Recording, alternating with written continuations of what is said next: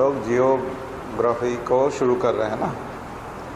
तो जियोग्राफी पढ़ते समय में, ज्योग्राफी में आप तो एक तो ख्याल रखते हैं जियोलॉजी का भी,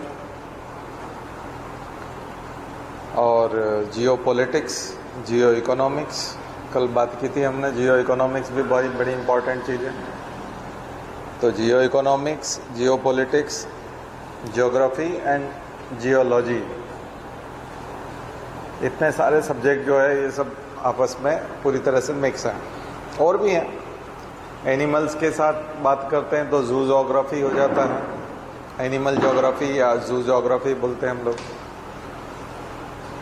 और पूरी तरह से उसके साथ प्लांट्स भी ले लेते हैं तो उसको बायो जोग्राफी बोलते हैं, ठीक है। तो जैव भूगोल, जैव भूगोल भी उसका पार्ट है।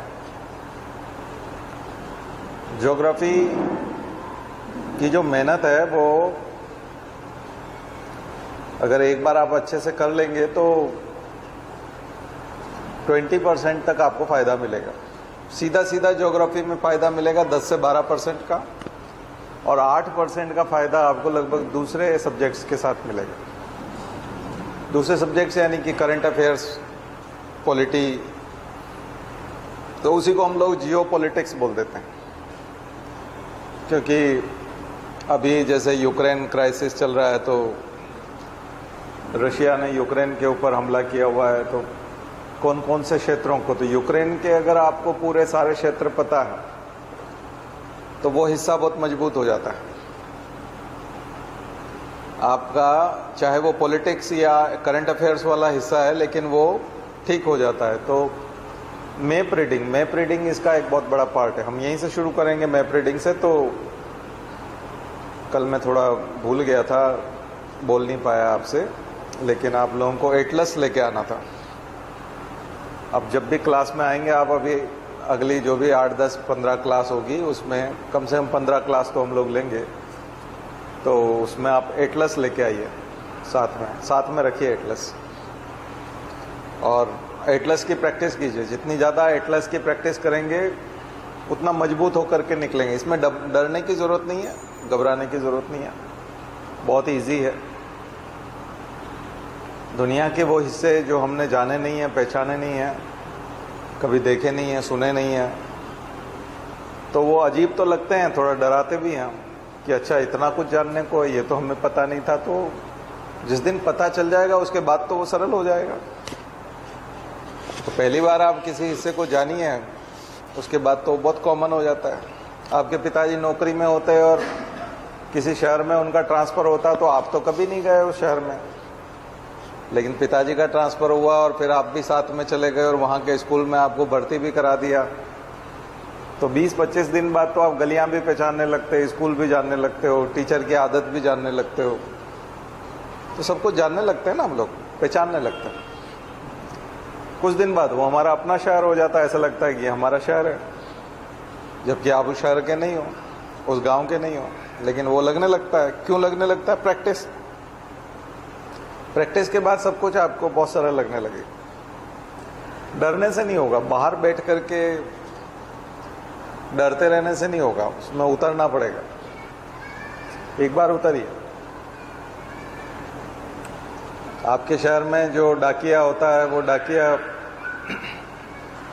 पोस्टमैन जो होता है, वो सभी मोहल्लों में जा करके डाक बांटता है, तो उसको लगभग एक एक घर याद हो जाता है। प्रैक्टिस की वजह से उसको घर याद हो जाता है, मकान नंबर याद हो जाते हैं उसको, और बल्कि किस घर में सबसे ज़्यादा चिट्ठियाँ ज़्यादा आती है तो उस घर के आदमी का नाम भी याद हो जाता है, सरनेम याद हो जाता है कि ये इनके यहाँ चिट्ठियाँ बहुत आती हैं।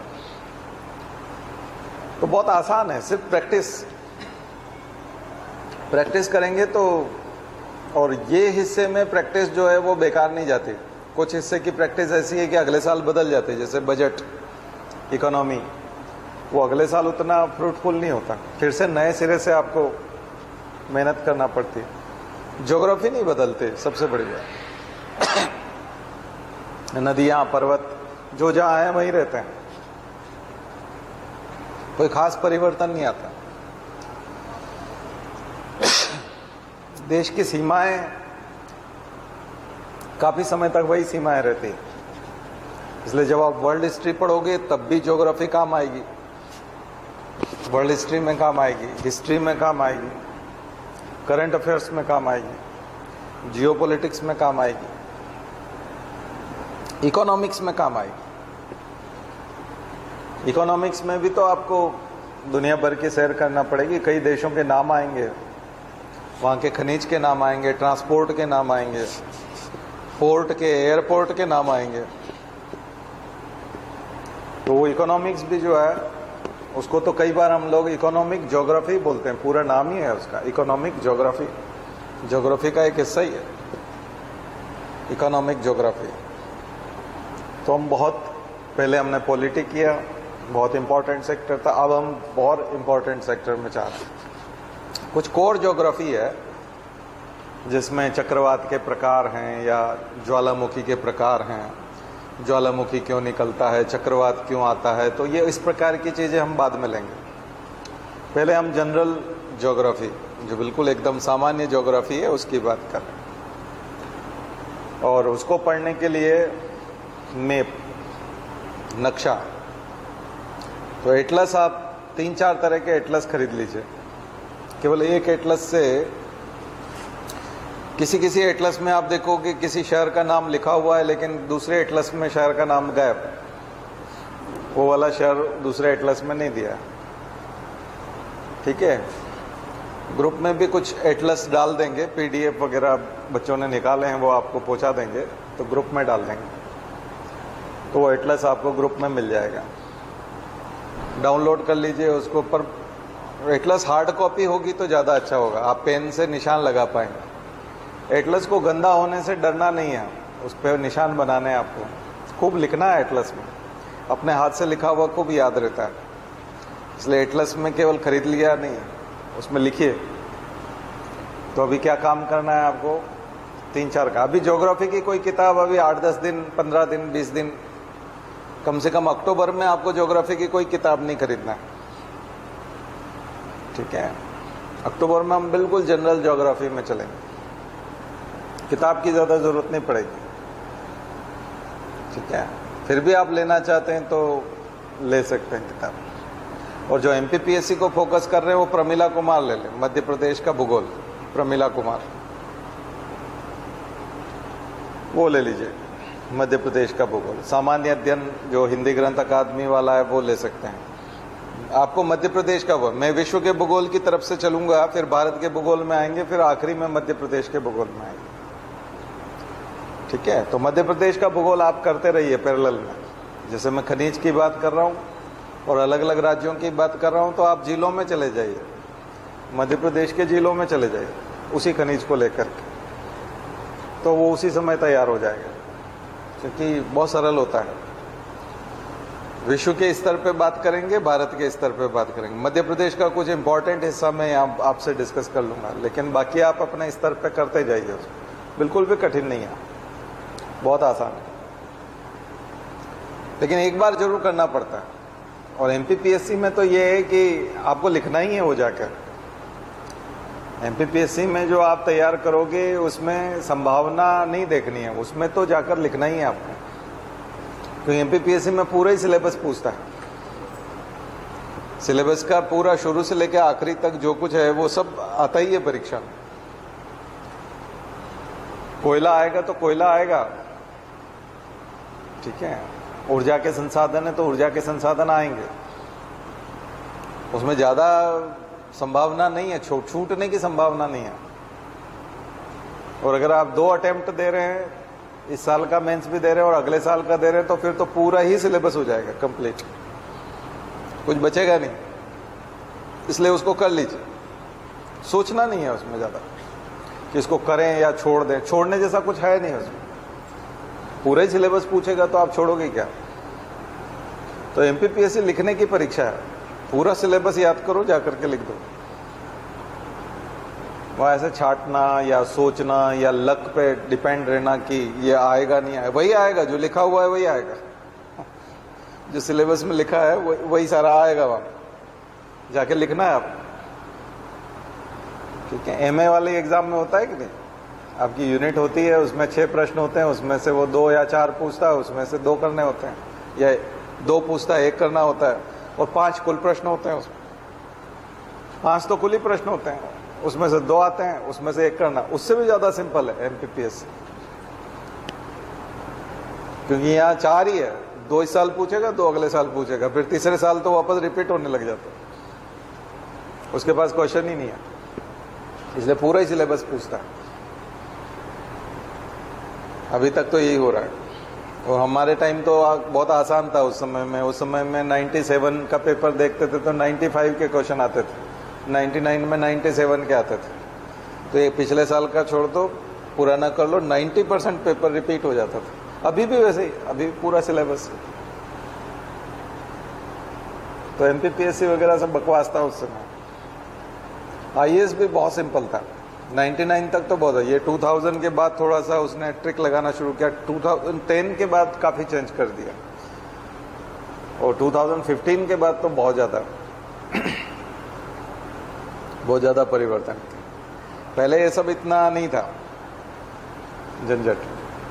तो 1985 में जो IAS बने, 1990 में IAS बने, ऐसे ही बन गए, कोई खास बात नहीं थी। यानी जो भी अच्छा फर्स्ट क्लास पढ़ता लिखता था, 65-70% बनाता था कॉलेज में, वो IAS हो जाता था, कोई बड़ी बात नहीं होती थी। बस ये कि लोग फॉर्म भरने से डरते थे फॉर्म नहीं डालते थे, वो सोचते थे हम इसके लायक नहीं है बस। बाकी जो ये करता था वो हो जाता था, ठीक है। इसलिए उनके समय का ईगो अलग प्रकार का था, क्योंकि वो अपनी पोल पट्टी खुलने नहीं देना चाहते, इस वजह से लोगों से मिलते भी नहीं थे। बात के ज्यादा डाउन टू अर्थ बच्चे हैं, क्योंकि उनको पता है कि ये कोई इतनी बड़ी बात नहीं है, जबकि टफ है। खैर, वो एग्जाम के नेचर के ऊपर हमने बताया, लेकिन हम चल रहे हैं ज्योग्राफी में। तो जनरल ज्योग्राफी में सबसे पहले तो हम लोग परिचय देखेंगे। तो अब आप लाए होते ना एटलस, तो मैं आपको काफी अच्छे से करा। मुझे थोड़ा सा क्रिएट करना पड़ेगा बहुत सारी चीजें, क्योंकि ज्योग्राफी को हवा में पढ़ाना मतलब बहुत मुश्किल काम है। आपने देखा होगा, नक्शा भी नहीं है, फोटो भी नहीं है, कुछ भी, और ऐसे में आपको नहीं वो ऐसे नहीं वो सबके पास होना चाहिए, सबके पास होना चाहिए। सबके पास होता तो मैं पेज नंबर बता देता, ये खोल लो, ऐसा कर लो, वैसा कर लो, इस तरह से बात करते। खैर कोई बात नहीं, वो नहीं करेंगे, क्योंकि वो संभव भी नहीं है। हम लोग दूसरे तरीके से बात करते हैं। तो ज्योग्राफी, जियो का मतलब है पृथ्वी, पृथ्वी का अध्ययन। ग्राफी का मतलब होता है अध्ययन, ग्राफोस का मतलब होता है एक तरह का डिटेल्ड एनालिसिस या डिटेल्ड स्टडी, वृहद अध्ययन। तो पृथ्वी का वृहद अध्ययन, तो पृथ्वी के चारों तरफ सबसे ज्यादा घूमते हैं। और सबसे बड़ी चीज है कि हमारा ये जो ग्रह है पृथ्वी, इसी को जानना है हमको। अभी हम किसी दूसरे ग्रह की बात नहीं कर रहे। ब्रह्मांड वाला, यूनिवर्स वाला हिस्सा पढ़ेंगे हम, जो फिजिक्स की भी शुरुआत करता है और ज्योग्राफी की भी करता है। यूनिवर्स का चैप्टर दोनों में होता है, फिजिक्स में भी होता है और ज्योग्राफी में भी होता है। हल्का सा थोड़ा सा साइंटिफिक लैंग्वेज होती है उसकी, फिजिक्स वाले की, तो थोड़ा सा चेंज आता है। तो हम अपने ही ग्रह की बात कर रहे हैं, अभी यूनिवर्स की बात नहीं कर रहे। और चूंकि अपने ग्रह की बात कर रहे हैं तो उसमें बहुत ज्यादा संकोच नहीं होना चाहिए। छोटी से छोटी जगह के बारे में हमें परिचय होना चाहिए। तो आज मेरी इच्छा है कि मैं आपका इंटरेस्ट जगाऊं ज्योग्राफी में। अगर आपको इंटरेस्ट नहीं है तो आपको इंटरेस्ट है, और ये इंटरेस्ट आएगा मैप्स के माध्यम से। एक तो खाली मैप्स भी खरीदें आप लोग, खाली मैप मिलते हैं शॉप पे, 1-2 रुपए में खाली मैप मिलता है। वर्ल्ड का खाली मैप, भारत का खाली मैप, मध्य प्रदेश का भी मिल जाएगा। तो खाली नक्शे खरीद के रखें, ब्लैंक वाले, और उन पर लिखना शुरू करें, प्रैक्टिस करें। महासागर से शुरू करें, कॉन्टिनेंट से शुरू करें। महाद्वीप और महासागर, 7 महाद्वीप माने गए, बड़े महाद्वीप। देखिए, महाद्वीप और द्वीप की कोई परिभाषा ज्योग्राफी में कहीं पे दी नहीं गई है कि किसे कॉन्टिनेंट कहेंगे, किसे आइलैंड कहेंगे, कुछ बहुत ज़्यादा परिभाषा नहीं। फिर भी बड़ा जो लैंड मास है और चारों तरफ से समुद्र से घिरा है और बड़ा लैंड मास है, तो वो महाद्वीप है। हिंदी में आसानी से परिभाषा बना सकते हैं, महाद्वीप मतलब बड़ा द्वीप और द्वीप मतलब छोटा द्वीप, छोटा लैंड मास।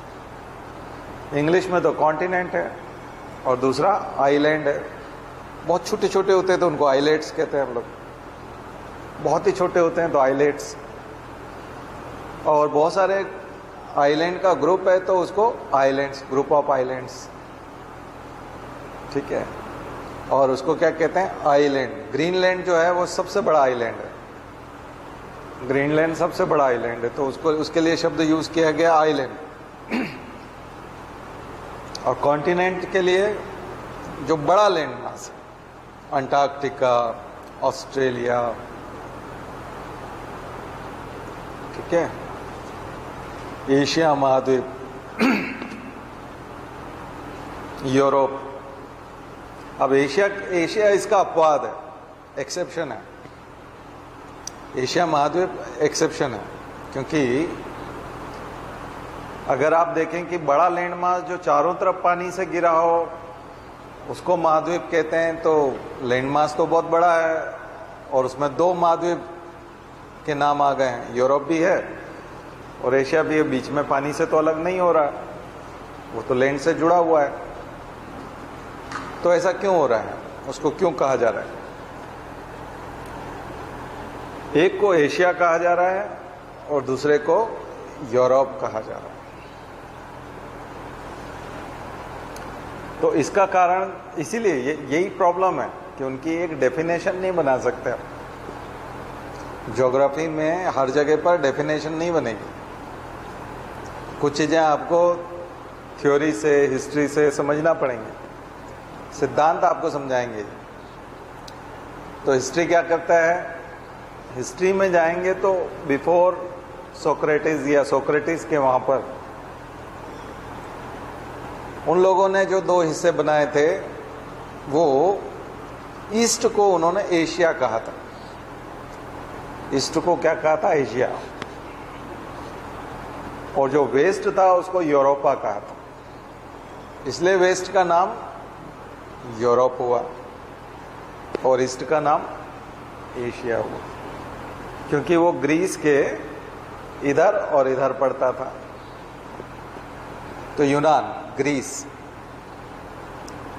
तो यहां से दो महाद्वीपों के नाम आए, जबकि बाकी महाद्वीपों पे क्या है, कॉन्टिनेंट्स पे पानी है चारों तरफ और बड़ा सा लैंड मास। इसलिए चीजों को समझ रहे हैं ना आप लोग। अगर आप डेफिनेशंस में जाएंगे तो फिर उलझ जाएंगे, डेफिनेशंस में नहीं जाना। कुछ चीजों को आपको ज्योग्राफी के सिद्धांतों के तहत समझना है, वहां आपको परिभाषाओं के तौर पे नहीं जाना है, ठीक है, क्योंकि परिभाषाओं में उलझेंगे तो फिर दिक्कत आ जाएगी। इसलिए मैंने अभी आपको बताया। तो ये चीज समझने की कोशिश करिए। तो 7 महाद्वीप इस प्रकार से हुए, ऐसे तो फिर 6 महाद्वीप हैं, इसलिए उसको कई बार यूरेशिया कहते हैं। उसको क्या यूज करते हैं, यूरेशिया। यूरोप और एशिया दोनों मिला करके क्या कहा जाता है, यूरेशिया। तो ये है। तो ऐसे आप चीजों को समझने की कोशिश करिए। तो सबसे पहले कॉन्टिनेंट्स, फिर महासागरों को समझने की कोशिश करिए कि किस हिस्से को कौन सा महासागर। कई देशों ने अपने हिसाब से नाम बनाए, जैसे साउथ चाइना सी, महासागर बड़ा सा है, उसी में अपना उन्होंने नाम बना दिया। तो दो लैंड मास को समझना और पानी को समझना, समुद्र को समझना, महासागर को समझना, दो चीजों को समझना। पानी को समझते समय में, जल को समझते समय में अगर आप इस तरह से जाएं तो उसको हम हाइड्रोस्फीयर कहते थे, लेकिन हाइड्रोस्फीयर में वो वाला पानी भी आता है जो इनलैंड वाटर होता है, उसको भी हाइड्रोस्फीयर कहते हैं। यहाँ हाइड्रोस्फीयर नहीं कहेंगे, या ओशिनोस्फीयर या समुद्र या महासागर या सागर, हम लोग इस तरह से बात करते हैं। तो सॉल्ट वाटर, खास करके सॉल्ट वाटर, तो सॉल्ट वाटर को समझना अलग चीज है, इनलैंड वाटर को समझना अलग चीज है। और लैंड मास को समझना भी अलग चीज है। धरातल की स्टडी करना और एक पानी की स्टडी करना। तो कुछ टिप्पणियां लिख लीजिए जो आपको लिखनी है। टिप्पणियां जैसे कि बे हिंदी में दोनों को खाड़ी कहते हैं, बे को भी और गल्फ को भी। हम बंगाल की खाड़ी बोल देते हैं उसको, अरब की खाड़ी, या अरब देशों को हम बोलते हैं ना खाड़ी देश, तो गल्फ कंट्रीज। और यहाँ बंगाल की खाड़ी को हम इंग्लिश में दो अंतर आएंगे, हिंदी में तो अंतर नहीं आएगा, इसलिए हिंदी में तो नहीं, मैं इंग्लिश में ही लिखवाता हूँ। एक लिखिए बे और एक लिखिए गल्फ। बे, गल्फ, और एक होता है बाइट।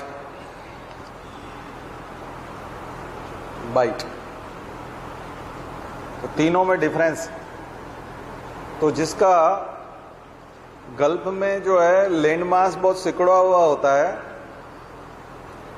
बे में खास करके गल्फ में, और वो बहुत पतला सा लैंड मास जो है उसके अंदर पानी रहता है। तो उसको ले सकते हैं आप यू शेप, वी शेप जो स्ट्रक्चर तैयार होते हैं, चारों तरफ लैंड मास होता है, और जो यू शेप वाला जो बीच का हिस्सा है उसमें पानी समुद्र का अंदर तक जाता है, उसको सामान्यतः क्या कहते हैं, गल्फ। देखिए अभी जो मैं गल्फ का और ये डेफिनेशन दे रहा हूं, इसके भी एक्सेप्शन है। जैसे बंगाल की खाड़ी उसका बे ऑफ बंगाल, वो बे बोला जाता है। वाकई में वो डेफिनेशन के हिसाब से जाओगे तो फिर वो गल्फ है। इसलिए जैसे मैंने कहा कि कॉन्टिनेंट की कोई परिभाषा नहीं हो सकती, वैसे इसकी भी परिभाषा नहीं हो सकती। ये जनरली हम बात कर रहे हैं। क्या बात कर रहे हैं? सामान्यतः क्या कहा जा सकता है।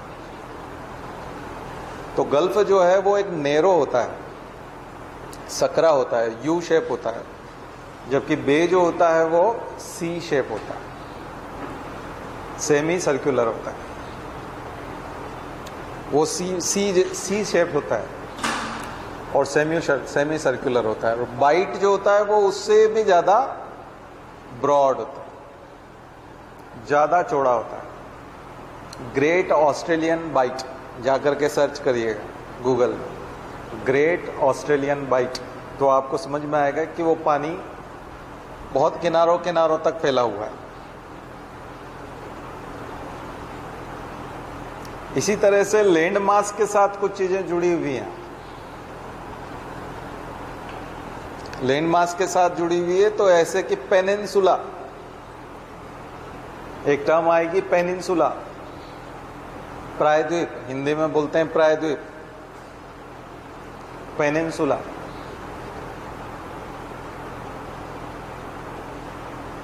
फिर एक आएगा इस्थमस, बहुत पतला सा लैंड मास होता है जो दो बड़े लैंड मास को जोड़ता है। धरती के बड़े हिस्से को, दो बड़े हिस्सों को एक पतला सा हिस्सा जोड़ता है, उसको कहते हैं इस्थमस। तो दुनिया में कहाँ कहाँ इस्थमस है उसकी लिस्ट बनाई है, कौन कौन से देशों में है। बहुत फेमस इस्थमस है क्रा इस्थमस, क्रा इस्थमस, ठीक है। और क्रा इस्थमस ठीक वैसा ही है जैसा हमारे यहाँ पर हम लोग पाक स्ट्रेट की बात करते हैं, और पाक स्ट्रेट भी वैसा ही एक तरह से रोकता है। स्ट्रेट अभी और लिखिए, अब वाटर बॉडीज में जाइए वापस, पानी में, पानी वाली लाइन में लिखेंगे तो स्ट्रेट, जलसंधि, स्ट्रेट, और चैनल, इंग्लिश चैनल पढ़ते हैं हम लोग, इंग्लिश चैनल और स्ट्रेट में ये अंतर होता है कि चैनल जो होता है वो गहरा होता है, चौड़ा होता है, और उसमें इजीली नेविगेशन होता है, जहाज आसानी से आ जा सकते हैं। स्ट्रेट शेलो होता है, नैरो होता है, और नेविगेबल और नॉन नेविगेबल दोनों हो सकता है। नेविगेबल भी हो सकता है, नॉन नेविगेबल भी हो सकता है। नेविगेशन हो भी सकता है, नहीं भी हो सकता। समझ में आ रहा है? चैनल में नेविगेशन होगा, इजीली होगा। इंग्लिश चैनल हमारे यहाँ है पाक स्ट्रेट, श्रीलंका और भारत के बीच में क्या है? पाक स्ट्रेट। सेतु समुद्रम प्रोजेक्ट वही है, क्योंकि जहाज घूम करके आते हैं श्रीलंका का चक्कर काट के। पाक स्ट्रेट से क्यों नहीं गुजरते? क्यों नहीं? छोटी मोटी नाव तो निकल सकती है, लेकिन बड़े जहाज नहीं जा सकते, नीचे टकरा जाएंगे, गहराई नहीं है, शैलो है। आगे समझ? ठीक वैसा ही क्रा इस्तमस पतला सा लैंडमास है जो थाईलैंड के वहां जाकर के जोड़ रहा है। क्रा इस्तमस जाके सर्च करिएगा आज, तो क्रा इस्तमस को कट कर करके क्रा कैनाल बनाया जा रहा है। उसका प्रपोजल है, क्रा कैनाल बन जाएगा तो फिर मलक्का स्ट्रेट में से जहाज, मलक्का चैनल में से जहाज नहीं निकालने पड़ेंगे। अभी 90% जो व्यापार हमारा पैसिफिक ओशन, इंडियन ओशन वाला जो होता है, वो कहां से होता है? मलक्का स्ट्रेट से, साउथ चाइना सी से उधर जुड़ता है। यहाँ अंडमान सी को क्रा जो है वो इस्तमस अंडमान सी को अलग कर रहा है उधर साउथ चाइना सी से एक तरह से। तो उसको क्रा इस्तमस का प्रोजेक्ट प्रपोजल, ये करंट अफेयर्स के साथ जोड़ रहा हूं मैं आप। इसलिए केवल लैंडमास और वाटर बॉडीज और केवल ये जो स्ट्रक्चर है, इनसे प्रश्न नहीं आते हैं। इन सब का इंपॉर्टेंस करंट अफेयर्स में इंपॉर्टेंस भी दिखाना पड़ता है। तो इसलिए जहां हमको लगता है ज्योग्राफी पूछ रहा है या मैप से रिलेटेड सवाल पूछ रहा है, वो कई बार मैप से रिलेटेड सवाल नहीं होते। तो आज का होमवर्क समझ में आ रहा है आपको? क्या है? आज आपको इंपॉर्टेंट स्ट्रक्चर ढूंढने हैं। महाद्वीप, महासागर, द्वीप, है ना? द्वीप भी देखिएगा, कौन कौन से द्वीप, किसका कब्जा है उस द्वीप पे, उस द्वीप की क्या विशेषता है, दुनिया के किस हिस्से में सबसे बड़ा द्वीप है, दूसरे नंबर का द्वीप कहाँ है, तीसरे नंबर वाला द्वीप कौन सा है, चौथा। टॉप 10 द्वीप निकालिए, यानी कि आइलैंड्स निकालिए। टॉप 10 दुनिया के 10 बड़े से छोटे के क्रम में, डिक्रीजिंग ऑर्डर।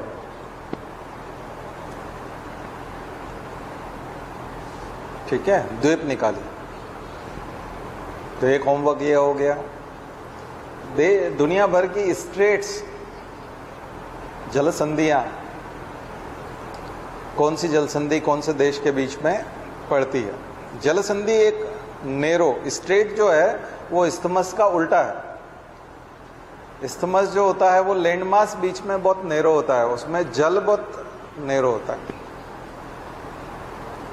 स्ट्रेट और इस्तमस क्या है? एक तरह की एक दूसरे की विरोधी विचारधारा है। उसमें क्या है? इस्तमस में बीच में लैंडमास होता है, दोनों तरफ पानी होता है, और उसमें क्या होता है? बीच में जल होता है, दोनों तरफ लैंडमास होता है।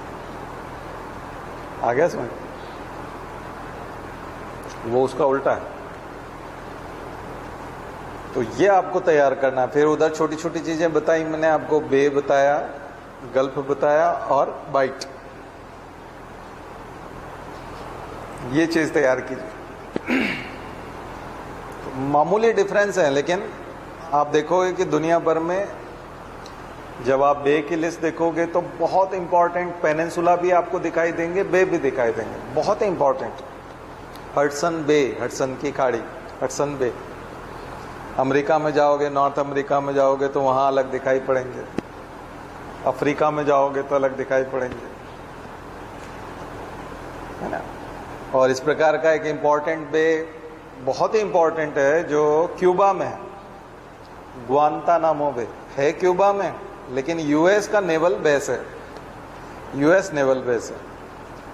और ग्वांतानामो बे बड़ा कुख्यात है, इनफेमस है, और वो इनफेमस है उन प्रिजनर्स के लिए जिनको डिटेन किया गया है, डिटेंशन कैंप है, आतंकवादियों का डिटेंशन, आईएसआईएस के और इराक के जो आतंकवादी थे, ओसामा, ये जो सद्दाम हुसैन से जुड़े लोग जो थे, उन लोगों को ग्वांतानामो बे में रखा गया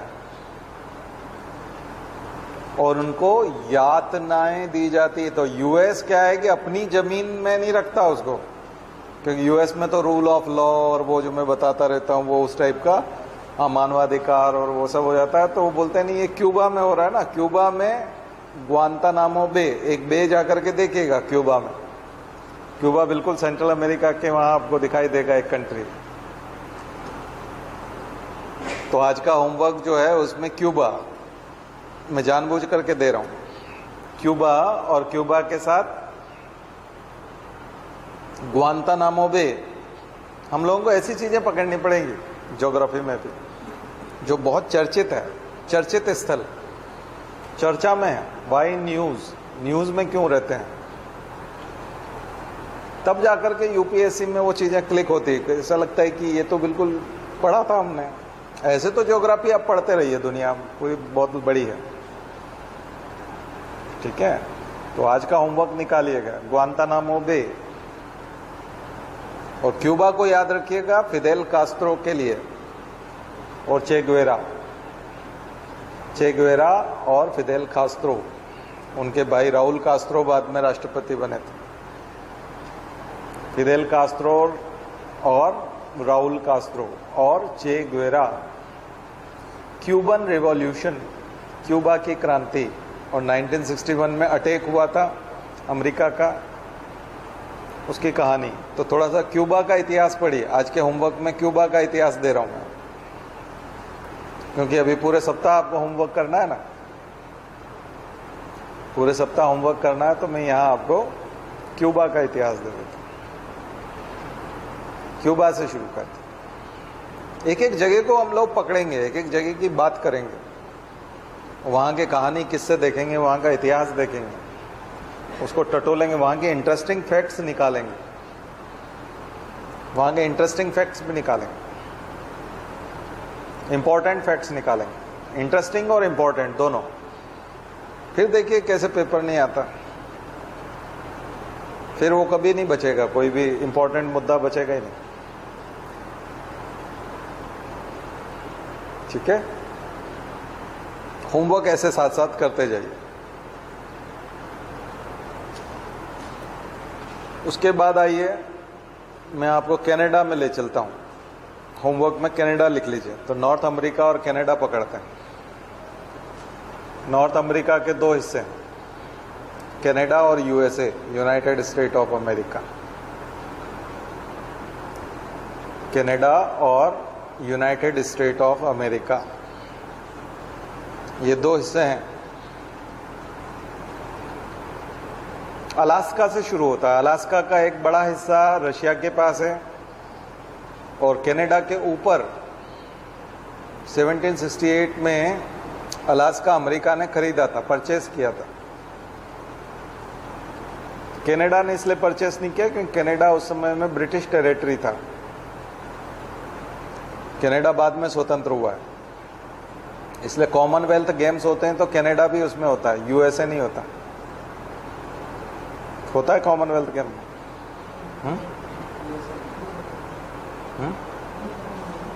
हाँ, कनाडा होता है ना कॉमनवेल्थ कंट्री। यूएसए तो बल्कि दुश्मन है एक तरह का, वो तो स्वीकार ही नहीं करता। कनाडा, खास करके कनाडा, गुलामी को स्वीकार भी तो करना पड़ता है, ठीक है। तो यूएसए तो खैर छोड़िए, वो एक अलग मुद्दा है कॉमनवेल्थ, लेकिन यहां पकड़िए कनाडा। कनाडा के ऊपर अलास्का जो यूएसए का पार्ट है, जाकर के देखिएगा, यूएसए का हिस्सा है और वो खरीदा हुआ हिस्सा है। जबरदस्ती दिया था उसने एक तरह से, रशिया ने। लेने में इंटरेस्टेड नहीं थे अमेरिकन्स, लेकिन जब लिया तो उन्होंने सोना खोज लिया, तो बहुत इंपॉर्टेंट हो गया, बाद में जाकर के इंपॉर्टेंट हो गया। तो अलास्का की कहानी बड़ी दिलचस्प कहानी है। अलास्का को भी देखिए, ठीक है। उसके अलावा कनाडा की, अब कनाडा में जो है, अब किसी भी देश के बारे में जब हम बात करेंगे तो आप जाकर के विकिपीडिया पे कनाडा को देखिए। सबसे पहले विकिपीडिया जब आप कनाडा लिखेंगे और जाएंगे तो साइड में पूरी एक टेबल आएगी, बॉक्स आता है, लंबा सा एक बॉक्स आता है जिसमें पूरा डिटेल रहता है कि उसका नाम क्या है, कैपिटल क्या है, रिलीजन कौन सा है, एथनिसिटी कौन सी है, पॉपुलेशन कितनी है, वो उसको अच्छे से पढ़िए। कनाडा की पॉपुलेशन बड़ी स्कैटर्ड है और काफ़ी बड़ा हिस्सा जो है वहाँ पर बर्फ में दबा हुआ है ऊपर, क्योंकि नॉर्थ पोल से जुड़ा हुआ है, ग्रीनलैंड से जुड़ा हुआ है। ग्रीनलैंड नॉर्डिक कंट्रीज का पार्ट है और डेनमार्क का कब्जा है। ग्रीनलैंड पे किसका कब्जा है? डेनमार्क का। उसके नीचे आप जाएंगे तो फिर कनाडा का हिस्सा शुरू होता है, क्वींसलैंड और एलिजाबेथ, लेक का नाम विक्टोरिया लेक। तो ऐसे आप नीचे देखेंगे तो सारा, चूंकि ब्रिटिश टेरिटरी थी तो सारे ब्रिटेन के ही राजा महाराजाओं के नाम पे वो पूरा आपको मिलेगा। उसकी नदियां मैकेंजी और वो सब, तो नदियां करिए पहले, तो वो टेबल करिए। सबसे पहले तो विकिपीडिया के साइड वाली टेबल करिए, ठीक है। एक एक कंट्री को आप जानने लग जाएंगे, पहचानने लग जाएंगे। वर्तमान पॉलिटिक्स तक आइए, वर्तमान में प्रधानमंत्री का नाम क्या है, पिछला चुनाव किस किस पार्टी के बीच में हुआ था, कौन जीता था। खास करके महिला राष्ट्रपति, महिला प्रधानमंत्री है तो जरूर अंडरलाइन करके लिखिए, परीक्षा में प्रश्न आएगा। जिन देशों में महिला राष्ट्रपति प्रधानमंत्री और पहली बार अगर चुनी गई है तो पक्का यूपीएससी पूछता है। पहली बार महिला प्रधानमंत्री या महिला राष्ट्रपति चुनी गई है तो जरूर पूछा जाता है। लिज ट्रस जो है ब्रिटेन की, वो कौन से नंबर की है? महिला पहली तो नहीं है, 3rd नंबर की, ठीक है ना। थेरेसा मे थी इससे पहले, और उससे पहले कौन थी? Margaret Thatcher. वो भी पता करो। तो वो करेंगे हम लोग, जब ब्रिटेन में आएंगे तब चर्चा करेंगे। अभी कनाडा की बात करते हैं। कनाडा में एग्रीकल्चर किस किस का होता है? कनाडा सबसे ज्यादा एक्सपोर्ट किसका करता है? ऑयल और गैस की स्थिति क्या है? कनाडा की इकोनॉमी की ताकत क्या है? सबसे पहले जब आप विकिपीडिया में जाएंगे तो इकोनॉमी वाले सेक्शन में चले जाना, उस कंट्री के कंटेंट में जाओगे तो उसमें इकोनॉमी में, तो वहां ताकत लिखी होगी। सबसे पहला पैराग्राफ में ताकत लिखी होगी कि इस देश की ताकत ये है, इसके जीडीपी का इतना % यहां से आता है। उस चीज को पकड़िए, वहां से उस देश को समझने की कोशिश करिए, इकोनॉमी से समझने की कोशिश करिए, क्योंकि इकोनॉमी सबसे इंपॉर्टेंट है। वो चीज समझ में आ गई तो फिर आपको कारण समझ में आ जाएंगे, जियोपॉलिटिक्स के कारण भी समझ में आ जाएंगे कि वो इंपॉर्टेंट क्यों है, ठीक है। बाकी वो उसकी परिस्थितियां तो बड़ी दुर्गम है, लेकिन एग्रीकल्चर फिर भी है। नीचे की तरफ आएंगे तो एग्रीकल्चर मिलेगा। 4 बड़े इंपॉर्टेंट शहर हैं कनाडा के। कैपिटल का नाम बताइए। ओटावा। मॉन्ट्रियल। लाइन से देखोगे तो आपको वो कंट्रीज, वो सिटीज मिलेंगी। मॉन्ट्रियल।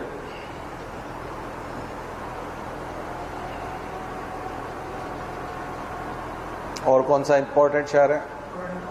टोरंटो। गुड। और क्यूबेक। 4 इंपॉर्टेंट सिटीज है। चारों के बारे में एक एक पैराग्राफ लिखिए। देखिए, मैं आपको जो होमवर्क दे रहा हूं, हर वीक मैं आपको लगभग एक कॉन्टिनेंट के होमवर्क दूंगा। ऐसा करके हम लोग 4 वीक में पूरा कवर कर जाएंगे, लेकिन अच्छे से परिचय करेंगे। पूरा अक्टूबर में करेंगे हम ये। इस सप्ताह को आप लोग नॉर्थ अमेरिका को पकड़ लो। अभी हम नॉर्थ अमेरिका की बात कर रहे हैं, ठीक है। और नॉर्थ अमेरिका में दो हैं, कनाडा और यूएस। तो इसको पकड़ लो। अब इनके बे और जो मैंने आपको बताया था गल्फ और बे जो थे, उन सबको देखो चारों तरफ, कनाडा के चारों तरफ, कि उसमें कौन कौन सी गल्फ हैं, कौन कौन सी बे हैं। स्ट्रेट्स देखो उसकी ऊपर वाली, कि ग्रीनलैंड से वो अलग हो रहा है, तो वो कौन सी स्ट्रेट है, उस स्ट्रेट का नाम क्या। नीचे फिर आपको छोटी छोटी स्ट्रेट और मिलेंगे। यहां पर आपको आइलैंड मिलेगा, बेफिन आइलैंड, दुनिया का चौथे नंबर का है शायद बेफिन आइलैंड, चौथे नंबर का आइलैंड है, मेडागास्कर से छोटा होगा, ठीक है। ग्रीनलैंड तो सबसे ऊपर है ही है, जो दुनिया का सबसे बड़ा आइलैंड है, द्वीप है। तो यहां आइलैंड निकालो, कनाडा के आइलैंड्स,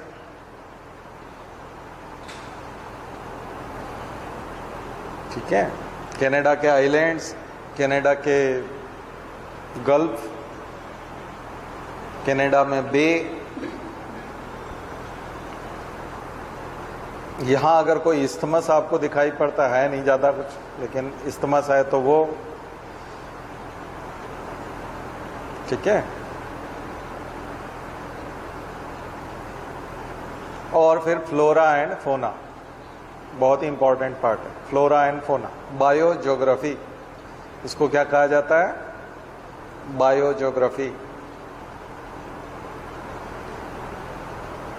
इकोनॉमी, व्यस्ततम हवाई अड्डे। इकोनॉमी में पहले ट्रांसपोर्ट पढ़ लीजिए, ट्रांसपोर्ट। तो ट्रांसपोर्ट में दो हैं, पोर्ट और एयरपोर्ट, पोर्ट और एयरपोर्ट।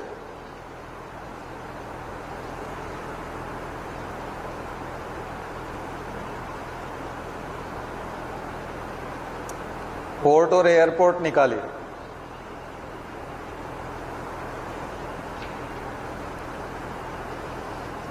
ठीक है। कनाडा की जो अभी की कुछ घटनाएं हैं ना, उनको अगर आप देखोगे तो वहां से देश का नेचर भी निकल करके आएगा। तो उससे वहां का एजुकेशन, टूरिज्म, कॉन्स्टिट्यूशनल, हमने कनाडा से क्या क्या लिया कॉन्स्टिट्यूशन में, संघीय व्यवस्था, फेडरलिज्म लिया। तो इसका मतलब वो अपने फेडरलिज्म को कितने अच्छे से, आखिर हमने कॉपी किया तो सोच समझ के ही बोरो किया होगा। तो वहां का पॉलिटिकल नेचर निकल करके आएगा। तो फिर टूरिज्म और एजुकेशन जो है वो आपको, इसका मतलब वहां यूनिवर्सिटीज, टोरंटो यूनिवर्सिटी लगभग हर बड़े शहर की एक यूनिवर्सिटी है, और वो शहर के नाम पे ही, पूरे अमेरिका में भी और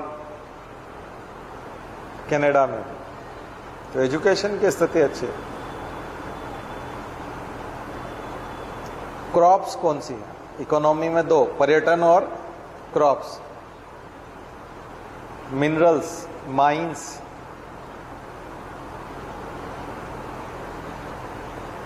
oil and gas, oil and natural gas, उसके एक्सप्लोरेशन का भविष्य, या अभी तक इकोनॉमी में उसकी क्या स्ट्रेंथ है, ये जानिए। क्योंकि मैं कनाडा पहला कंट्री ले रहा हूं, इसलिए मैं थोड़ी चीजें ज्यादा भी बता रहा हूं, ताकि आप हर देश के बारे में ये चीजें समझने की कोशिश करें। डरने से नहीं, घुसना पड़ेगा अंदर, फिर डर निकल जाएगा और फिर प्रॉब्लम सॉल्व हो। जैसे हम लोगों ने पॉलिटी पे काबू पाया कि नहीं, अभी आपको लग रहा होगा पॉलिटी के 20 लेक्चर जो है अब रिवाइज कर लेना, चाहे जाके होमवर्क भी दिया हुआ है उसमें, लगभग उसको एनसर्कलिंग कर लिया है, उसका पॉलिटी का घेराव कर लिया है।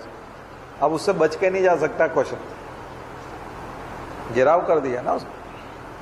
ठीक है, ऐसा ही घेराव आपका ज्योग्राफी में आ जाएगा, कहीं नहीं जाएगा।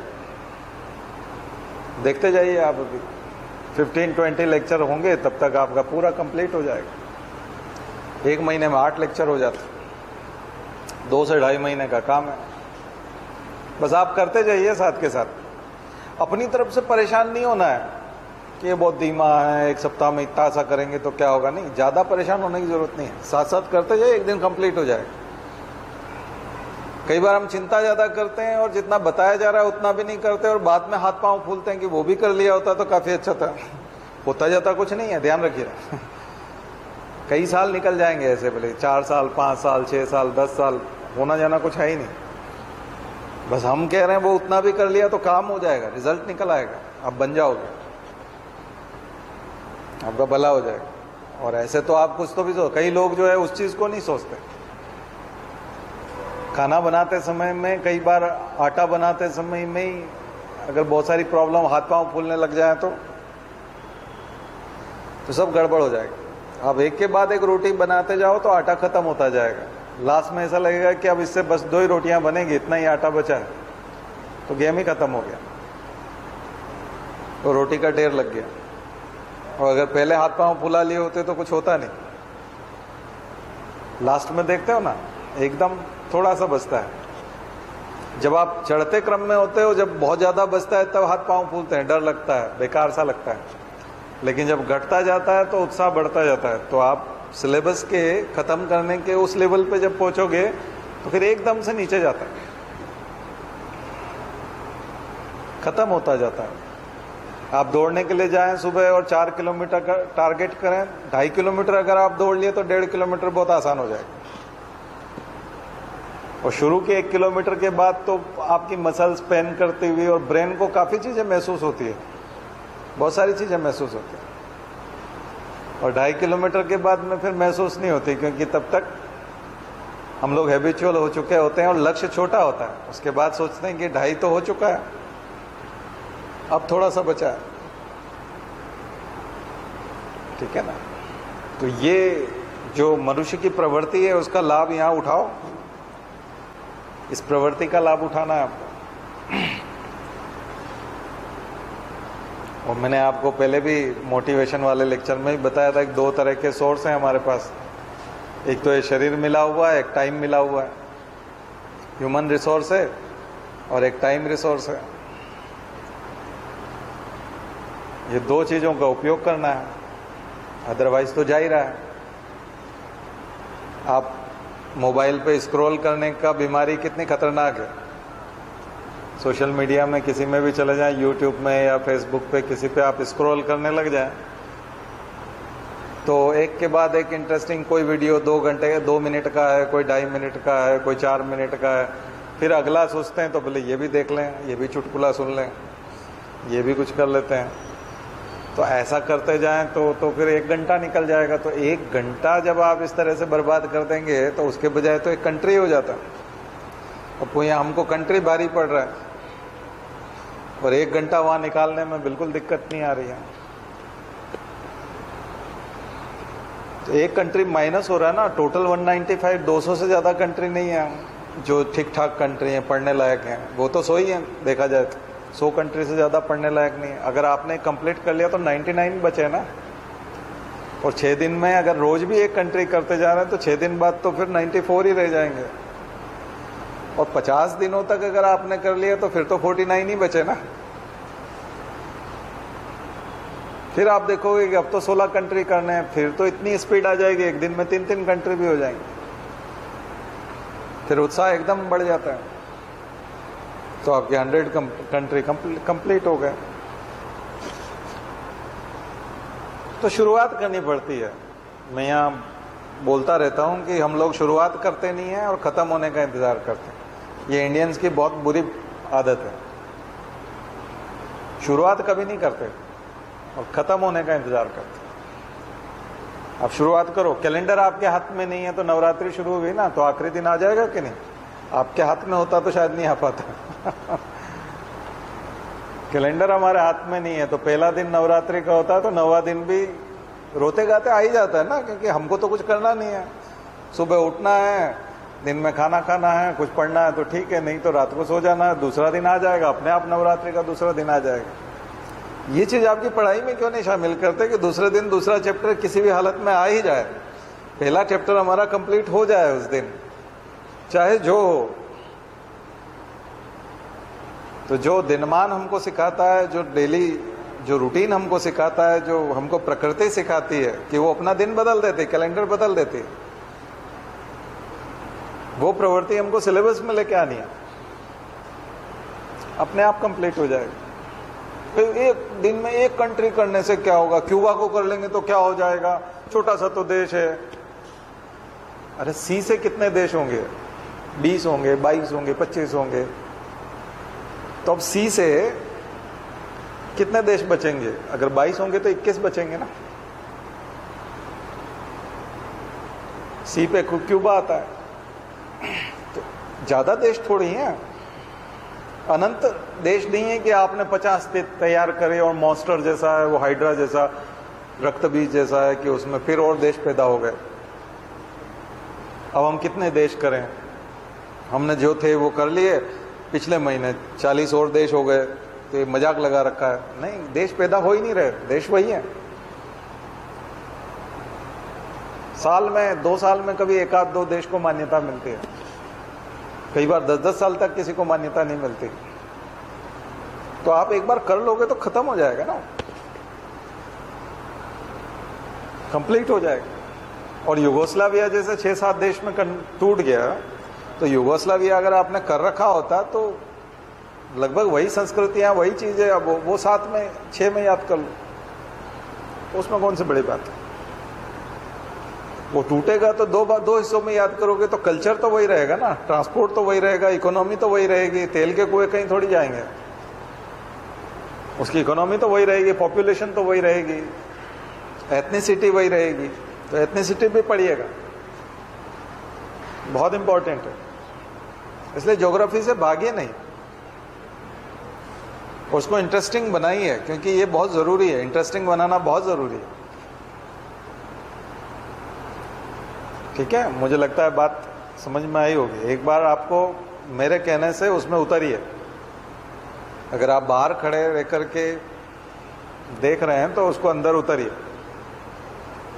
फिर देखिए कितना सरल लगे। मैं तो साइंस का स्टूडेंट हूं, मैं तो जोलॉजी का प्रोफेसर था, मेरा आर्ट से कोई लेना देना नहीं था। मैं पॉलिटिक्स आपको कितना डीप में पढ़ा के निकला हूं। तो हमने पढ़ा ना इन चीजों को, हम उतरे हैं उसमें, हमने नोट्स बनाए, वो सबसे अच्छे नोट्स हैं। हमने बचपन से ये सब सब्जेक्ट थोड़ी पढ़े थे, बाद में जोड़े, और हम तो सारे सब्जेक्ट पढ़ा देते हैं। फिर ऐसे डरते तो फिर कैसे काम चलता? डरने से नहीं होता। अच्छा चलो आप नहीं डर रहे हैं तो फिर रिजल्ट्स क्यों नहीं आ रहे? अब यहां बैठे हैं, इसका मतलब रिजल्ट तो आ नहीं रहे हैं, तो फिर रिजल्ट लाने हैं। तो अगर आप नहीं भी डर रहे हैं तो फिर रिजल्ट तो लाना है ना। तो उसका तरीका बता रहा हूं, रिजल्ट लाने का ये तरीका है। कोई भी साधारण व्यक्ति जो है ये रिजल्ट ला सकता है, उसके लिए विशेष अधिकारों से युक्त होना जरूरी नहीं होता, कोई भी व्यक्ति ला सकता है। एक कठोर अनुशासन जो है आपको टाइम के रिसोर्स पे करना पड़ेगा, शरीर के रिसोर्स पे करना पड़ेगा, शरीर को काम पे लगाना पड़ेगा, समय का उपयोग करना पड़ेगा। बस 2 काम आप कर लीजिए, रिजल्ट आ जाए। गाइडेंस की जिम्मेदारी हमारी है। अगले सप्ताह फिर हम खड़े होंगे पूरे सप्ताह आपको क्या करना है ये बताने के लिए। तो झीलें, नदियां, ठीक है, और डैम, एक नई कृत्रिम संरचना है डैम, वो हमने बना दी। नेचुरल नहीं है, मैन मेड। कुछ चीजें मैन मेड, जैसे ट्रांसपोर्ट है तो मैन मेड है। पोर्ट भी 2 तरह के हैं, कृत्रिम बंदरगाह भी होते हैं, नेचुरल भी होते हैं। लेकिन नेचुरल बंदरगाह पे भी पोर्ट की सारी सुविधाएं तो मनुष्य क्रिएट करता है ना, वहां के नागरिक ही करते हैं। तो एयरपोर्ट भी मनुष्य बनाते हैं। तो जो इकोनॉमिक ज्योग्राफी का अधिकांश हिस्सा है वो मनुष्य का बनाया हुआ है, हमारा बनाया हुआ है। तो वो आपको करना। और फिर पीपल, लोग कैसे, जनजातियों की लिस्ट जरूर लिखिए। एस्किमो रहते हैं वहां पर, एस्किमो रेंडियर के ऊपर जो है उनकी इकोनॉमी टिकी होती है। तो एनिमल्स में रेंडियर, ट्राइब्स में एस्किमो, और भी कई तरह की जनजातियां हैं। तो ट्राइब्स लिखिए, कनाडा की ट्राइब्स। और कल्चर एंड फेस्टिवल, आ गया समझ? लगभग घेर लिया हमने उसको। अब कनाडा में इससे बाहर कुछ नहीं आ सकता। फिर आएगा तो वो जियो पॉलिटिक्स, दुनिया के कौन कौन से संगठन का हिस्सा है, वो G8 में है, G20 में है, दुनिया के कौन कौन से संगठन में। थोड़ा सा हिस्टोरिकल बैकग्राउंड देख लीजिए, कब आजाद हुआ ब्रिटेन से, आजादी कब मिली, ठीक है।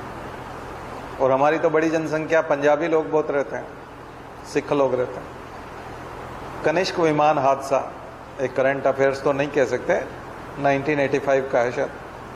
कनिष्क विमान हादसा, खालिस्तान के उग्रवादी वहाँ रहते हैं, खालिस्तान समर्थक लोगों ने वो किया था, विमान में ही विस्फोट हो गया था, विमान में पूरे कैनेडियन और इंडियन नागरिक मारे गए थे हवा में ही। उसको कनिष्क विमान हादसा बोलते हैं, कनिष्क विमान। तो वो लिखिएगा कनाडा और इंडिया के बीच वाला। जस्टिन ट्रूडो के बारे में लिखिए, भारत कब आए और हमारे प्रधानमंत्री कनाडा कब गए, ठीक है। तो बायलैटरल रिलेशंस इंडिया के और कनाडा के, यहीं पे जोड़ दीजिए उसको, तो जियो पॉलिटिक्स हो जाएगी इंडिया की। Bilateral relation between India and Canada, ठीक है। अब दूसरे नंबर पे आ जाइए USA, United state of America. और अलास्का तो मैंने आपको ऊपर बता दिया, इलेक्शन भी हुआ था तो वहां से भी सीटें निकल करके आई थी, क्योंकि वो भी एक स्टेट है अलास्का भी। तो सबसे पहले ईस्ट कोस्ट पे चलते हैं, ये वाला न्यूयॉर्क और वॉशिंगटन वाला, क्योंकि ये मेरा घुमा हुआ ज़्यादा है, मैं ज़्यादा समय तक इसमें रहा हूँ, तो मैंने इसमें घूमा है, तो मैं इसके बारे में ज़्यादा अच्छे से आपको बता पाऊँगा। वेस्ट कोस्ट के बारे में भी बता देंगे, लेकिन थोड़ा सा परिचय प्राप्त कीजिए USA का, हिस्टोरिकल बैकग्राउंड, वही कोलंबस के वहाँ से, ठीक है। रेड इंडियंस तो वहाँ के मूल प्रजाति नरजाति है ही है, रेस है, लेकिन काफ़ी नया देश है, काफ़ी नया। और अमेरिकन रिवॉल्यूशन, अमेरिकन क्रांति जो हुई, और संविधान की स्थापना, देश की आज़ादी, किससे आज़ादी? ब्रिटेन से आज़ादी। ब्रिटेन की 13 कॉलोनीज का कंसेप्ट, 13 कॉलोनीज ईस्ट कोस्ट पे थी, वो पढ़िए। बोस्टन टी पार्टी पे एक पैराग्राफ लिखिए, बोस्टन टी पार्टी। बोस्टन ऊपर है, Massachusetts, MIT, Massachusetts institute of technology, दुनिया की सबसे बेस्ट यूनिवर्सिटीज़ में लिस्ट बनाई है, टॉप 10 यूनिवर्सिटीज़ ऑफ USA, तो MIT आएगा ऊपर।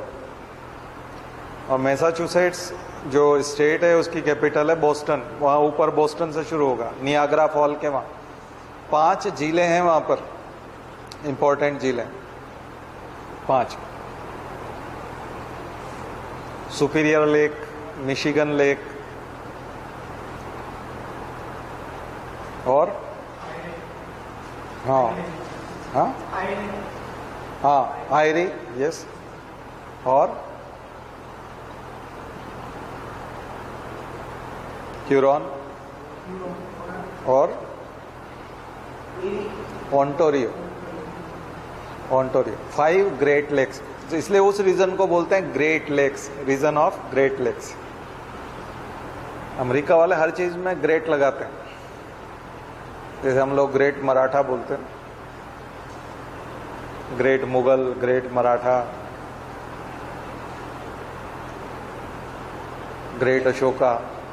तो अमेरिका भी अपने हर इलाके के क्षेत्र के ऊपर ग्रेट लगाते।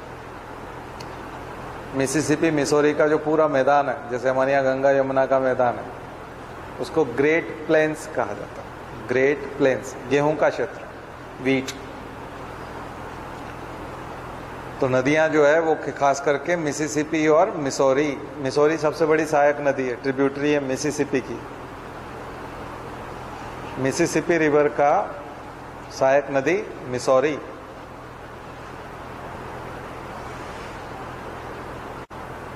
और उसका जो प्लेन है वो कहलाता है ग्रेट प्लेन, प्रेरी घास के मैदान। वहीं पे मिलेंगे आपको प्रेरी, घास के मैदान, grassland plains, dogs, prairie dogs, flying foxes, flying squirrel, क्या क्या है वहाँ।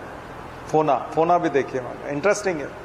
कोलोराडो नदी, कोलोराडो एक नदी है कोलोराडो, लेकिन वो जैसे रेगिस्तान हमारे यहाँ शुरू होता है वैसा डेजर्ट शुरू हो जाता है। तो डेजर्ट भी पड़ी है, तो Great Desert, Great Plains, great rivers and Great Lakes, सब कुछ ग्रेट है। पर्वतमाला, एंडीज पर्वतमाला, माउंटेन रेंज, डेजर्ट, ऊपर जाएंगे तो डेजर्ट भी मिलेगा। सबसे गर्म स्थान भी है, दुनिया का सबसे गर्म स्थान और दुनिया का सबसे ठंडा स्थान। रेगिस्तान, कैलिफोर्नियन पेनिनसुला के वहां पर कैलिफोर्नियन गल्फ वहां मिलेगा आपको, बे, कैलिफोर्निया की एक पूरी बेल्ट निकला हुआ है, पेनिनसुला निकला हुआ।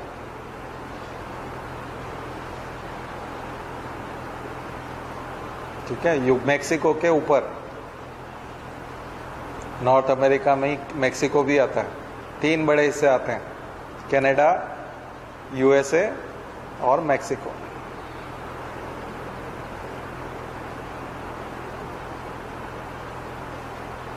ठीक है, तो ये सारी, अच्छा खासा होमवर्क लग रहा है आपको। अभी एटलस लाए होते तो सब क्लियर हो जाता। कोई बात नहीं, अगली बार ले आना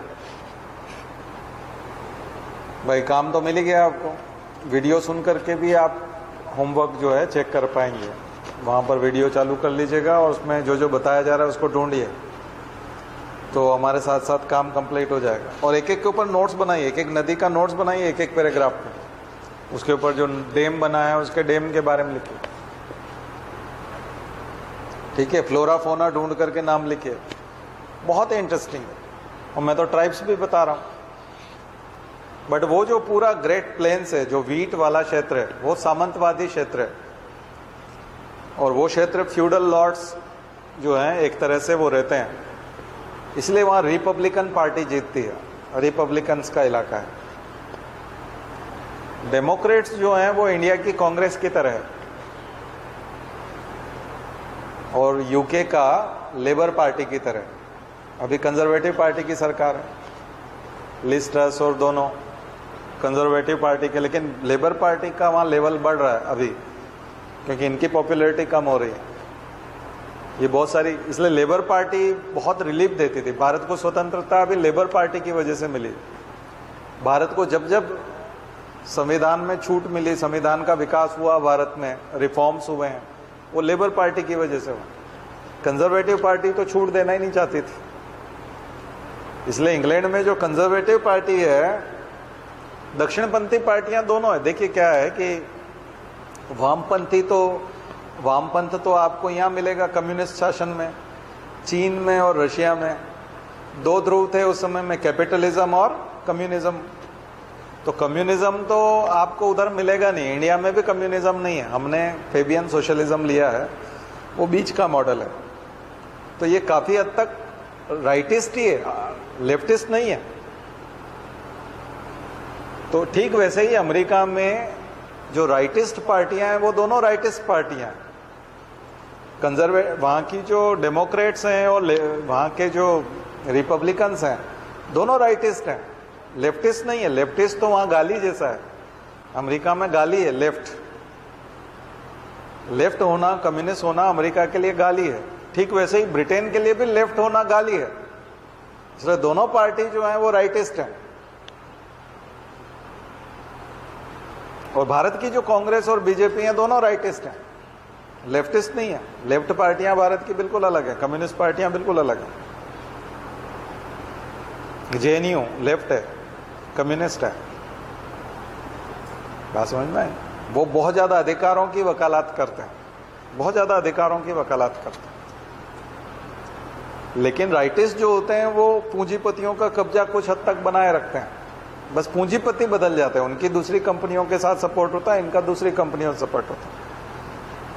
भारत में भी कांग्रेस बीजेपी के साथ ऐसा ही है, ऐसा ही लेबर पार्टी कंजर्वेटिव का ब्रिटेन के साथ, ऐसा ही रिपब्लिकन और डेमोक्रेट्स का अमेरिका में। तो अमेरिका में जो रिपब्लिकन से वो पूंजीपतियों की पार्टी एक तरह से, जो जिनके पास जमीनें बहुत बड़ी बड़ी हैं, रईस लोग जो हैं, पढ़े लिखे कम हैं, समझदार नहीं है, कोस्टल एरिया में नहीं रहते, यूनिवर्सिटीज में नहीं जाते, बड़ी बड़ी जमीनें अपने पास है और कमाई उससे होती है, और मजदूर रखते हैं दूसरों को और उनका शोषण करते हैं देखा जाए तो, और खुद के पास बहुत सारा पैसा है, ऐसे लोग रिपब्लिकन में। इसलिए भारत में जब बीजेपी पे आरोप लगता था कि ब्राह्मण बनियों की पार्टी है, यानी पैसे वालों की पार्टी, रिपब्लिकन जैसा ही आरोप लगता था। इसलिए मोदी एक स्वाभाविक दोस्त हैं ट्रंप के, कारण है ना, समझ में आया कि नहीं आया? और वहां पर भी कंजर्वेटिव पार्टी के साथ दोस्ती हो जाएगी। कांग्रेस के नेताओं की दोस्ती लेबर पार्टी के और डेमोक्रेट्स के साथ ज्यादा होती है। कुछ समझ में आ रहा है? बिल्कुल ऐसा कोई कट्टर नहीं है कि ऐसा ही होता है। जबकि मनमोहन सिंह ने जो न्यूक्लियर डील की थी वो तो बुश के साथ की थी, वो तो रिपब्लिकन था। भारत की जो न्यूक्लियर डील हुई थी मनमोहन सिंह और जॉर्ज बुश के बीच, दोनों, वो रिपब्लिकन था, और ये ओबामा के साथ में नहीं हुई थी। ओबामा इस तरह की चीज भारत को देना पसंद नहीं करेगा क्योंकि वो दुनिया में शांति की बात करेगा। कोई बात समझ में आ रही है? वहां रिपब्लिकन भारत को अवेलेबल करा देगा और यहाँ की सॉफ्ट पार्टी ने एक तरह से वो लिया। दिक्कत तब आ जाती है जब राइटिस्ट तो दोनों है, अल्ट्रा राइटिस्ट हो जाते हैं, धूर दक्षिणपंथी, हिंदी में बोलते हैं धूर दक्षिणपंथी, अल्ट्रा राइटिस्ट हो जाते हैं, जैसे विक्टर ऑर्बान और इजिप्ट का वो वाला, सॉरी टर्की का रजब तैयब अर्दवान हुआ, या ऐसे वो अल्ट्रा राइटिस्ट हो जाते हैं। वो बोलते हैं हम इस्लाम को फिर से वही खिलाफत जैसा फिर से स्थापित करेंगे, जब दुनिया का खलीफा हुआ करता था टर्की, हम वैसा इस्लाम स्थापित करेंगे। जो मुस्तफा कमाल पाशा का नाम पढ़िएगा, टर्की के जब आएगा तो मुस्तफा कमाल पाशा, जिन्होंने मॉडर्न टर्की बनाया था, महिलाओं को अधिकार दिए थे, और जो मस्जिद थी, वो जो चर्च था उसको लाइब्रेरी बना दी। चर्च को क्या बना दिया था? लाइब्रेरी।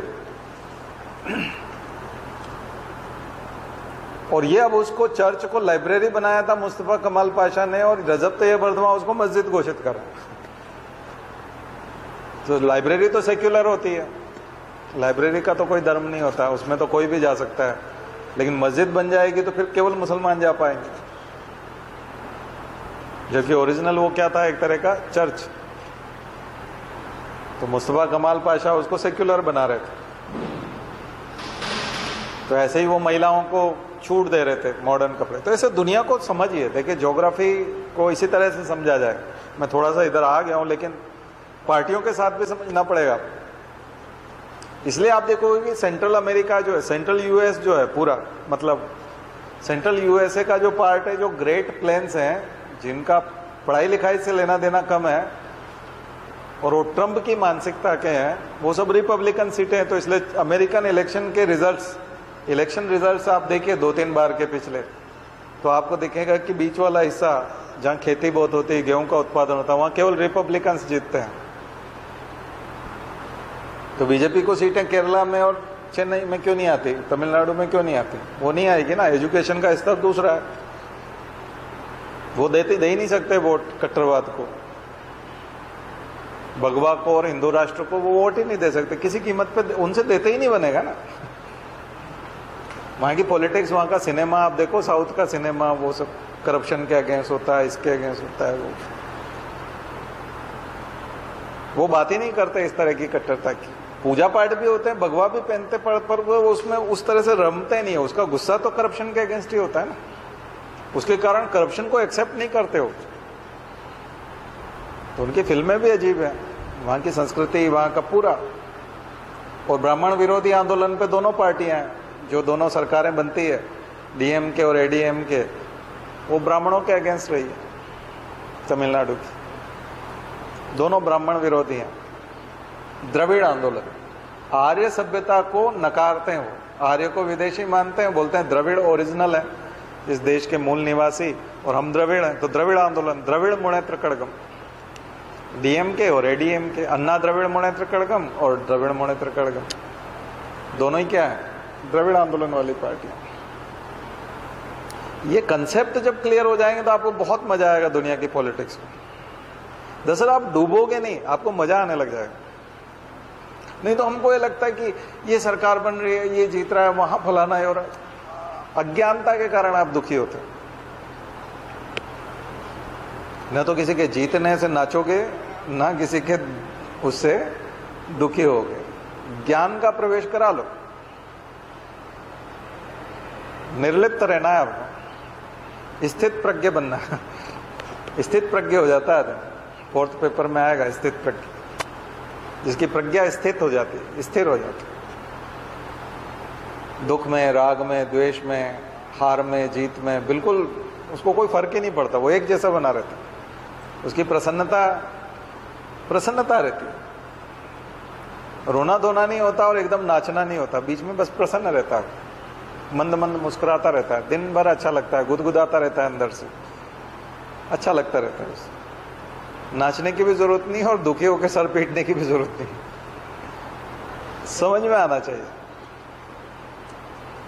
इसलिए मैं वो कंसेप्ट बता रहा हूं, रिपब्लिकन और डेमोक्रेट्स। डेमोक्रेट्स कोस्टल एरिया में है, बाहर से आने वाले इमिग्रेंट्स बहुत ज़्यादा हैं, वहीं पर यूनिवर्सिटीज़ डेवलप हुई हैं, वहीं पर जॉब्स हैं, वहीं पर कंपनियां हैं, और वहीं डेमोक्रेट्स हैं, लिबरल हैं। रिपब्लिकन विरोध करेंगे, जैसे हम रोहिंग्या करता है, रोहिंग्या का विरोध होता है, बीजेपी करती है ना। और कांग्रेस पे या ममता बनर्जी पे आरोप लगते हैं कि उन्होंने मतलब अपना वोट बैंक बढ़ाने के लिए इनको जबरदस्ती भारत का नागरिक बना दिया, अब हमारे रिसोर्सेज को ये खा रहे हैं।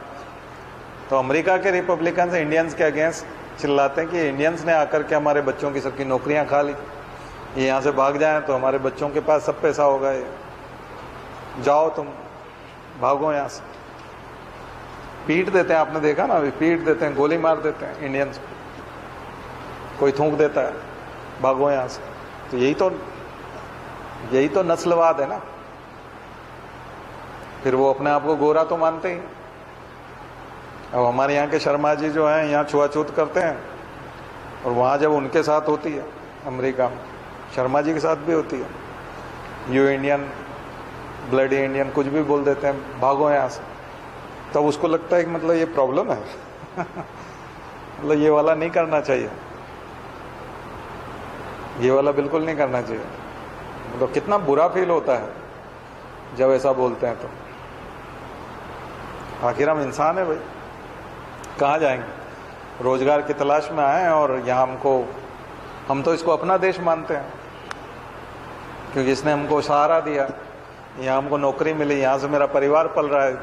ये तो ठीक है, हम किसी दूसरे देश के, लेकिन यहाँ नौकरी कर रहे थे, हम वफादार हैं। हमने कोई गलत काम किया हो, इस देश का कानून तोड़ा हो तो बताओ, यहाँ का कोई रूल तोड़ दिया हो तो बताओ। तो यही मांग तो दूसरे देश वाले हमारे यहाँ करते हैं, सेम। तो वसुधैव कुटुंबकम मान करके ज्योग्राफी पढ़ो, बहुत मजा आएगा, बहुत ही मजेदार है ज्योग्राफी। मैक्सिको का भी देख लो, इंपॉर्टेंट चीज, मैक्सिको की राजधानी देखो। एक पेनिनसुला, यूकाटन पेनिनसुला निकला हुआ है बाहर की तरफ, क्यूबा की तरफ निकला हुआ है, यूकाटन पेनिनसुला, बहुत इंपॉर्टेंट पेनिनसुला है। माया सभ्यता के लिए जाना जाता है, वहां से माया सभ्यता निकली थी। बहुत सारी केव्स के लिए जाना जाता है, और कैंस, वहां पानी के स्रोत हैं बहुत ज्यादा। पुराने जमाने में भी, माया सभ्यता में भी लोग पानी जो है, समुद्र, चारों तरफ समुद्र का खारा पानी है यूकाटन में, मैक्सिको में। तो मीठे पानी का सोर्स है केव्स, गुफाएं, बहुत बड़ी बड़ी गुफाएं, हेलीकॉप्टर जाके आ जाते हैं अंदर, इतनी बड़ी बड़ी गुफाएं, हेलीकॉप्टर से घूम के आ जाते हैं लोग। और अंदर पानी के, बहुत मीठे पानी के सोर्स, उन गुफाओं के अंदर पानी के सोर्स हैं, कुएं बने हुए हैं, बड़े बड़े झील बनी हुई है, उनमें से पानी निकाल करके अभी भी यूकाटन पेनिनसुला के लोग आते हैं। तो पेनिनसुला तैयार कीजिए, जितने भी अमेरिका के पेनिनसुला हैं। तो अमेरिका में एक और टर्म लिखिएगा, केप। केप केप जो होती है वो कोना निकला होता है, एक तिरछा सा कोना निकला रहता है। तो आप जब अमेरिका में जाएंगे और फ्लोरिडा में जाएंगे तो फ्लोरिडा स्टेट में आपको एक केप कैनेवरल मिलेगा, केप कैनेवरल। केप कैनेडी भी बोलते थे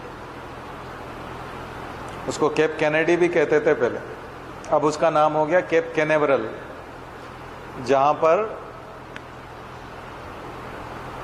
JF Kennedy space centre, NASA का सेंटर है वहां पर, कैनेडी सेंटर। और बहुत सारे शटल वगैरह वहां से यान भेजे जाते हैं, अंतरिक्ष में भेजे जाते हैं। तो केप कैनेवरल। तो ऐसे ही आपको दुनिया भर में केप बताएंगे, तो कितने तरह के केप ढूंढ दिएगा, जैसे केप ऑफ गुड होप या इस टाइप की जब हम बात करते हैं ना केप, तो एकदम नुकीला हिस्सा होता है किसी भी कॉन्टिनेंट में खास करके। तो पेनिनसुला के साथ एक और स्ट्रक्चर जोड़ लीजिएगा, केप, वो आउटग्रोथ जैसा होता है। तो होमवर्क मिल रहा है आपको। लॉन्ग आइलैंड, न्यूयॉर्क के सामने, न्यूयॉर्क के जो ट्विन टावर थे और बीच में रिवर है न्यूयॉर्क में।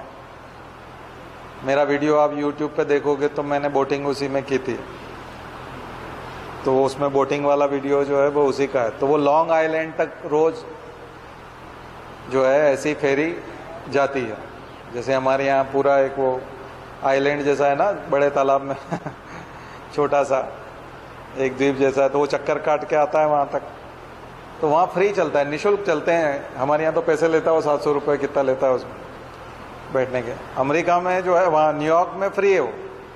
आप स्टेचू ऑफ लिबर्टी का पूरा चक्कर कटवाता है वो, आप जाकर के शाम को दिन भर चलते रहते हैं, कितनी भी बार आ जा सकते हो आप, आपके पास समय होना चाहिए। तो इधर से उसमें चढ़ जाओ, वो आपको लॉन्ग आइलैंड ले जाता है, लॉन्ग आइलैंड पे उतर जाओ, वहाँ से फिर दूसरा मिलता है, उससे इधर आ जाओ, और फिर वो नज़दीक लेके आता है, स्टेचू ऑफ लिबर्टी से बिल्कुल नज़दीक लेकर के वहाँ ला के छोड़ता है न्यूयॉर्क में, मैनहट्टन पर। तो न्यूयॉर्क में मैनहट्टन भी एक द्वीप है, एक आइलैंड जैसा है मैनहट्टन द्वीप। तो न्यूयॉर्क के अधिकांश जो बिल्डिंग्स हैं वर्ल्ड बैंक वाली और तमाम और भी जो तमाम जो चीज़ें हैं वो सब उसी पे मैनहट्टन पे। WTC भी उसी पे था, वर्ल्ड ट्रेड सेंटर जो ट्विन टावर जो 9/11 को गिराए थे वो मैनहट्टन पे ही। टाइम्स स्क्वायर और न्यूयॉर्क की सारी अच्छी बिल्डिंग, बड़ी बिल्डिंग, सारे ऑफिसेज मैनहट्टन पे, बहुत ही इंपॉर्टेंट। कोलंबिया यूनिवर्सिटी वगैरह सब। उसके सामने जो आइलैंड आपको दिखाई पड़ता है जहाँ तक शिप जाती हैं, बड़े बड़े शिप जाते हैं और जिन पे लोग फेरी बोलते हैं उनको, तो वो उन पे जो जाते हैं वो लॉन्ग आइलैंड तक जाते हैं। वो लॉन्ग आइलैंड, ऐसे बहुत सारे आइलैंड आपको मिलेंगे, वॉशिंगटन में भी मिलेगा आइलैंड। तो खाड़ियाँ, बे, गल्फ, अमेरिका की सारी आइलैंड, केप भी, और इम्पोर्टेंट सेंटर्स, रिसर्च सेंटर्स, ठीक है। ये सब आपका होमवर्क है। तो हम लोग साउथ अमेरिका देख के फिर इधर अफ्रीका और यूरोप और फिर एशिया में धीरे धीरे आएंगे। आज हमने केवल नॉर्थ अमेरिका का होमवर्क करना, ठीक है। सेंट्रल अमेरिका में मैंने केवल क्यूबा ऐसे ही दे दिया आपको क्योंकि मुझे याद आ गया। तो ठीक लगा आपको? इंटरेस्टिंग लग रहा है? ज्योग्राफी ऐसे हवा में पढ़ना बड़ा मुश्किल काम है बिना बोर्ड के, बिना उसके, बिना मैप के मैं बता रहा हूँ आपको, फिर भी एक पिक्चराइजेशन कर पा रहा हूँ। मुझे लगता है कि मैं आपके साथ जस्टिस कर पा रहा हूँ। आप करिए, अब आप मेहनत करिए, वीडियो सुनते हुए आप उन सब चीज़ों को खोजिए, उनके ऊपर शॉर्ट नोट बनाइए। 1 महीने के अंदर परफेक्ट हो जाएंगे आप लोग, बढ़िया हो जाएगा काम, ठीक है। चलिए, ऑक्सफोर्ड एटलस ले सकते हैं, ब्लैक स्वान ले सकते हैं, और स्कूल एटलस ले सकते हैं, राष्ट्रीय school Atlas, national school Atlas English में। ड्रीमलैंड एटलस ले सकते हैं, ड्रीमलैंड वाले का। तो बहुत सारे एटलस हैं, 2 या 3 एटलस रखिए, ठीक है। कभी ठीक शांति पाठ। ओम देव